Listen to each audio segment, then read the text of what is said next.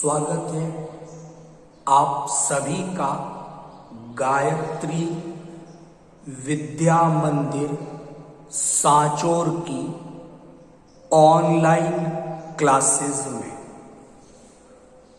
आज हम लोग बात करेंगे 12th बायोलॉजी में एनिमल फिजियोलॉजी के सेकेंड चैप्टर और एनिमल फिजियोलॉजी का जो सेकेंड चैप्टर है वो डाइजेस्टिव सिस्टम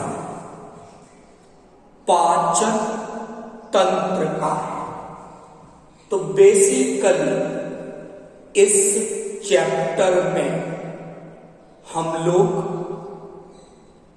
डाइजेशन की फिजियोलॉजी, पाचन की कार्यकी के बारे में बात करेंगे।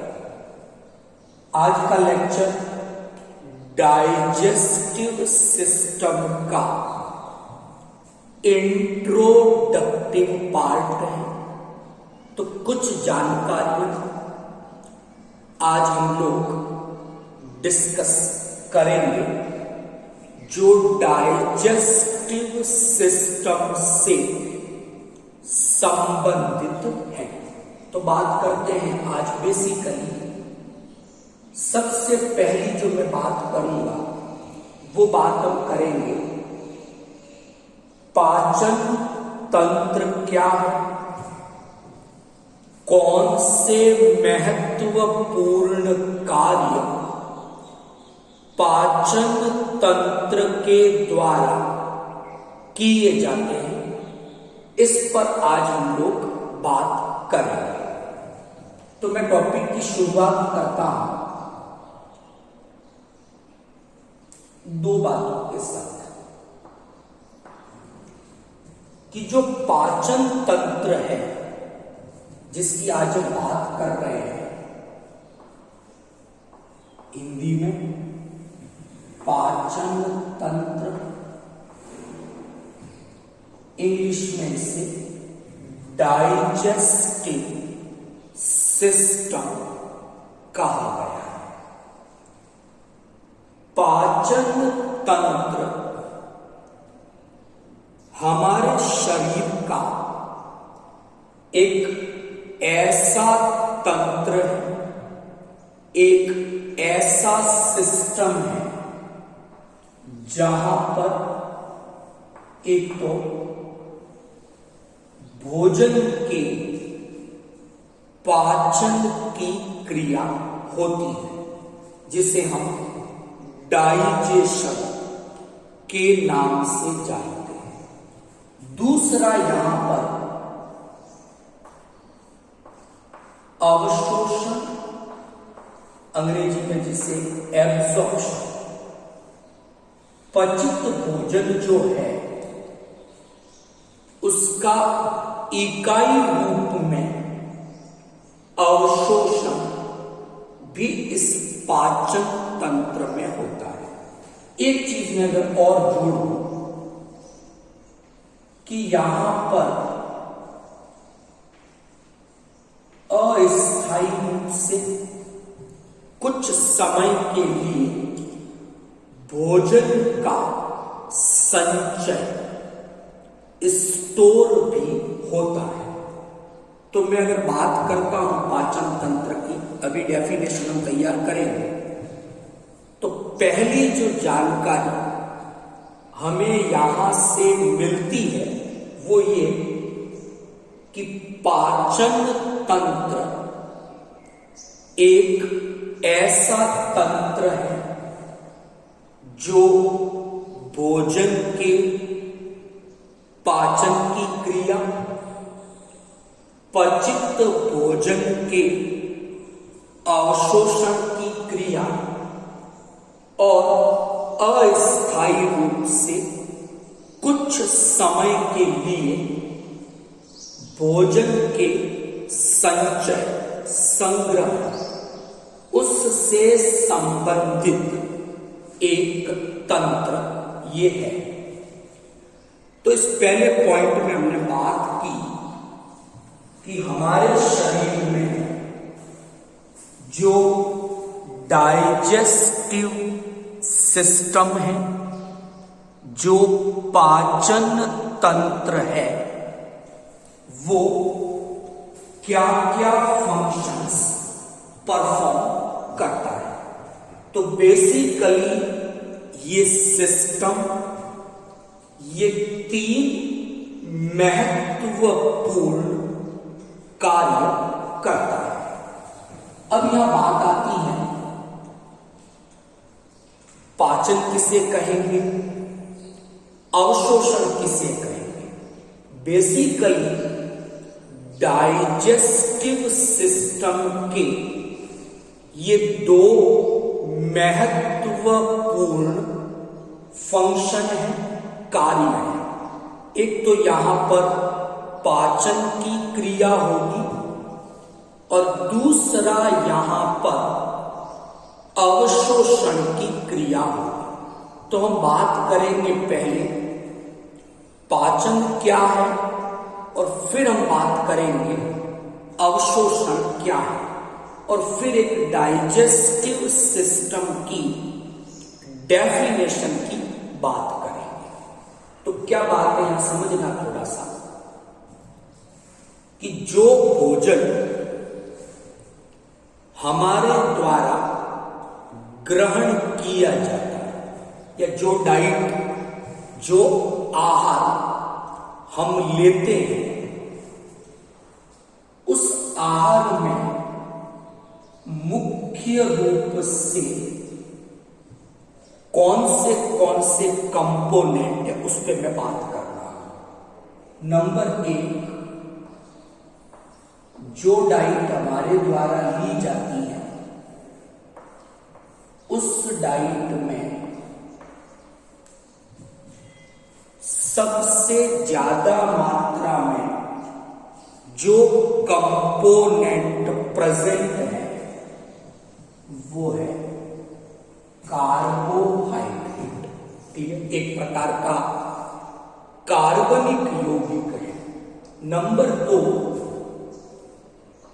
हमारी डाइट में, हमारे आहार में जो दूसरा महत्वपूर्ण घटक है वो प्रोटीन है। ये भी एक प्रकार का कार्बनिक यौगिक है। और हमारी डाइट में जो तीसरा महत्वपूर्ण घटक है वो फैट या वसा है। तो कार्बोहाइड्रेट, प्रोटीन, फैट, इसके अलावा कुछ मात्रा में विटामिन्स हैं, मिनरल्स हैं, खनिज लवण हैं। तो बेसिकली जो हमारा भोजन है, हमारा आहार है, उसमें ये 3 प्रकार के कंपोनेंट मुख्य रूप से होते हैं: कार्बोहाइड्रेट, प्रोटीन और वसा। दूसरी महत्वपूर्ण बात जो मैं बता रहा हूं कि ये जो घटक है, जो हमारी डाइट या आहार का हिस्सा है, इन्हें हम जब ग्रहण करते हैं आहार के रूप में, तो इन्हें हम जटिल अवस्था में ग्रहण करते हैं, कॉम्प्लेक्स फॉर्म में ग्रहण करते हैं। अब अगर मैं कार्बोहाइड्रेट के जटिल रूपों की बात करूं तो नाम आता है एक पॉलीसैकेराइड। वो स्टार्च की फॉर्म में हो सकता है, वो ग्लाइकोजन की फॉर्म में हो सकता है। तो स्टार्च है, ग्लाइकोजन है, ये जटिल कार्बोहाइड्रेट के उदाहरण हैं। ये पॉलीसैकेराइड अणु है।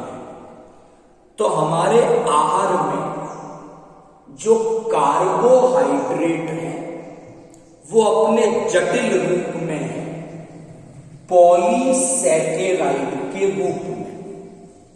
स्टार्च इसका एक उदाहरण है, ग्लाइकोजन इसका एक उदाहरण है। इसी प्रकार हमारे आहार में प्रोटीन है। प्रोटीन स्वयं एक जटिल रूप है, पॉलीपेप्टाइड श्रृंखला है। कई सारे एमिनो अम्लों के आपस में जुड़ने से ये प्रोटीन बनते हैं।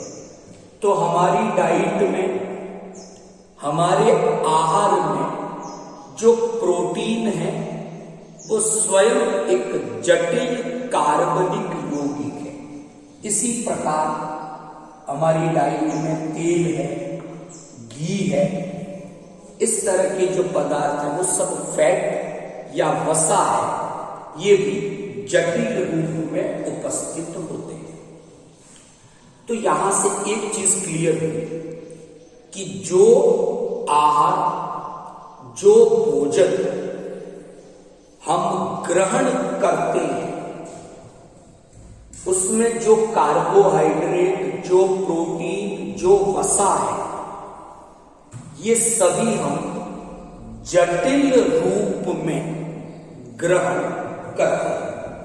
अब क्या होना चाहिए कि एक ऐसा सिस्टम है हमारे शरीर में और वो सिस्टम क्या करेगा, इन जटिल कार्बनिक यौगिकों को जिन्हें भोजन के रूप में हमने ग्रहण किया है, उन्हें क्या करेगा, ये सिस्टम यूनिट यानी इकाई और सिंपल सरल अणुओं में बदलेगा।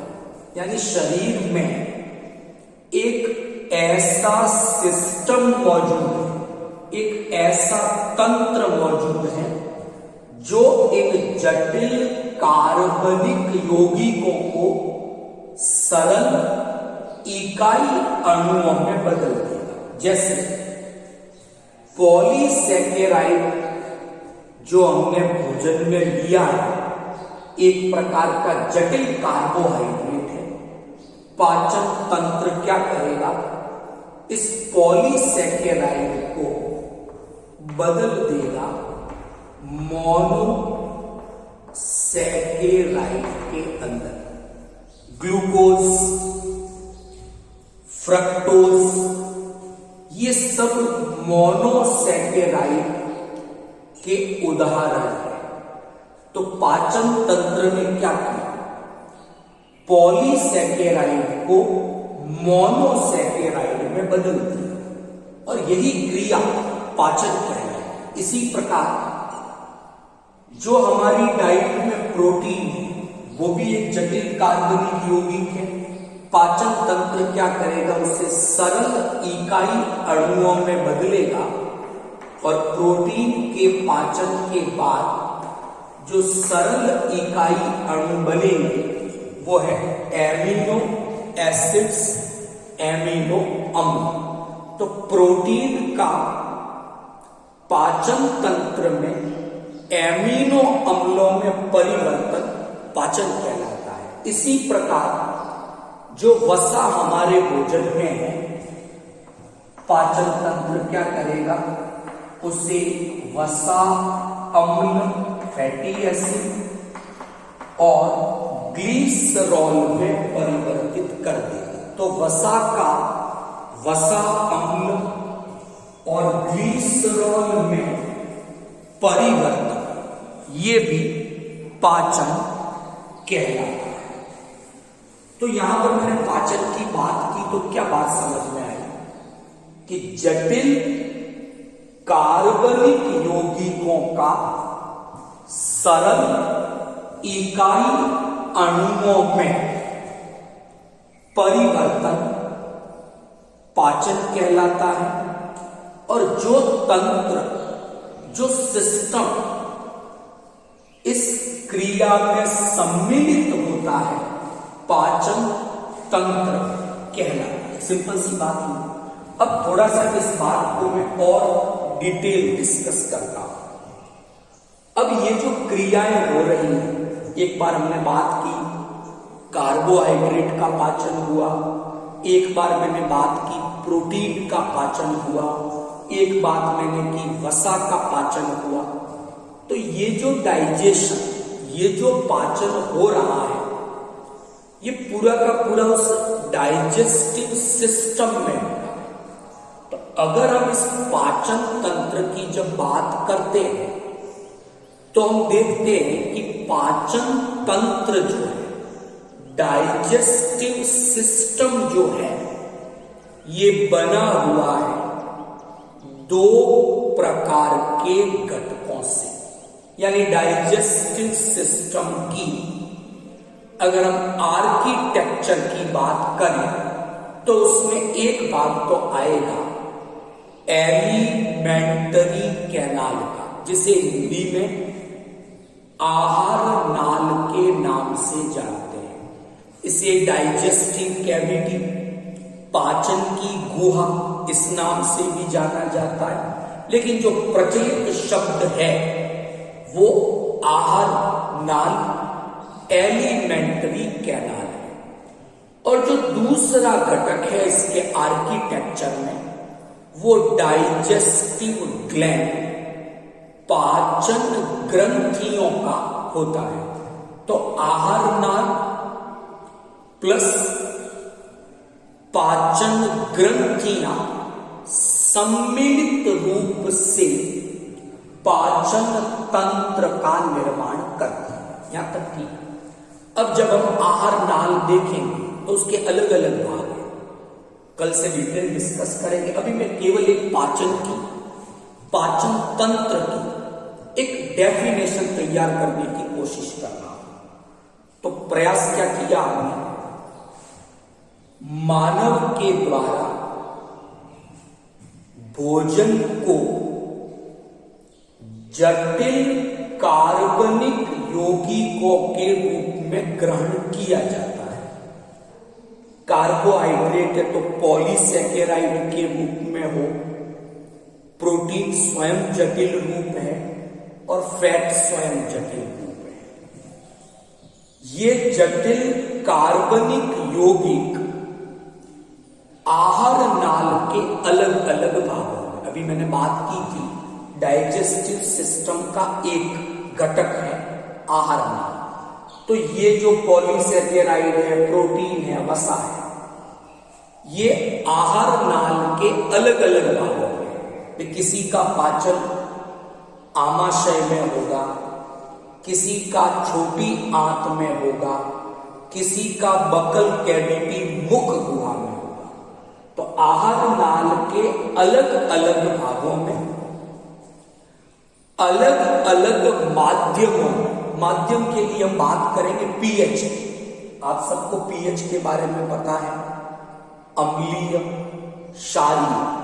तो ये जो क्रिया हो रही है पाचन की, वो आहार नाल के अलग अलग भागों में हो रही है, प्लस अलग अलग माध्यमों में हो रही है, अलग अलग पीएच में, तथा अलग अलग एंजाइमों की सहायता से। यहां कई प्रकार के एंजाइम काम में आएंगे, कुछ कार्बोहाइड्रेट के पाचन में, कुछ प्रोटीन के पाचन में, कुछ वसा के पाचन में मदद करेंगे। तो अलग अलग एंजाइमों की सहायता से ये जो जटिल कार्बनिक यौगिक थे, इन्हें सरल इकाई अणुओं में परिवर्तित किया जाता है। यही क्रिया पाचन कहलाएगी। और जो तंत्र इसमें सम्मिलित होगा, पाचन तंत्र कहलाएगा। तो क्या डेफिनेशन बनी, मानव जटिल कार्बनिक यौगिकों के रूप में भोजन ग्रहण करता है। ये जटिल कार्बनिक यौगिक आहार नाल के अलग अलग भागों में, अलग अलग माध्यमों में, अलग अलग एंजाइमों की सहायता से सरल इकाई अणुओं में परिवर्तित किए जाते हैं। यही क्रिया पाचन कहलाती है। और शरीर का जो तंत्र इस क्रिया में सम्मिलित होता है पाचन तंत्र कहलाता है। एक चीज। दूसरी बात, अब बात करेंगे अवशोषण किसे कहेंगे। तो पाचन के बाद फाइनली क्या हो गया कि ये सभी जटिल कार्बनिक यौगिक सरल इकाई अणुओं में बदल गए और इन्हीं सरल इकाई अणुओं का आहार नाल के द्वारा अवशोषण हो जाता है। तो आहार नाल के द्वारा सरल इकाई अणुओं का अवशोषण पचित भोजन का अवशोषण कहलाता है। और इसमें भी जो तंत्र सम्मिलित होता है पाचन तंत्र कहलाता है। तो आज हमने 3 बातें डिस्कस की। पहली बात डिस्कस की पाचन तंत्र, डाइजेस्टिव सिस्टम के आर्किटेक्चर के बारे में कि एक पाचन तंत्र के कौन से 2 कंपोनेंट हैं। दूसरी हमने बात की कि पाचन तंत्र का मुख्य कार्य पाचन का है और अवशोषण का है। तो हम पाचन किसे कहेंगे, हम अवशोषण किसे कहेंगे, इनकी डेफिनेशंस आज हमने डिस्कस की। तो यहां बहुत सरल तरीके से परिभाषा दी जा सकती है कि पॉलीसैकेराइड का मोनोसैकेराइड में बदलना आहार नाल के अंदर ये भी पाचन है। प्रोटीन का एमिनो अम्लों में परिवर्तन आहार नाल के अंदर ये भी पाचन है। वसा का वसा अम्लों व ग्लिसरॉल में परिवर्तन आहार नाल के भीतर ये भी पाचन है। तो यहां आज पाचन के बारे में एक जनरल इंट्रोडक्शन हमने डिस्कस किया। कल से हम पॉइंट वाइज स्टार्ट करेंगे। पहले कल हम एलिमेंट्री कैनाल की स्ट्रक्चर पढ़ेंगे। आहार नाल की पाचन की जो गुहा है उसकी स्ट्रक्चर की बात कल हम लोग करेंगे। आई होप आज का जो टॉपिक था बहुत इजी वे में आपको समझ में आया होगा। कल हम फिर एक नए टॉपिक के साथ मिलेंगे। Thank you all of you.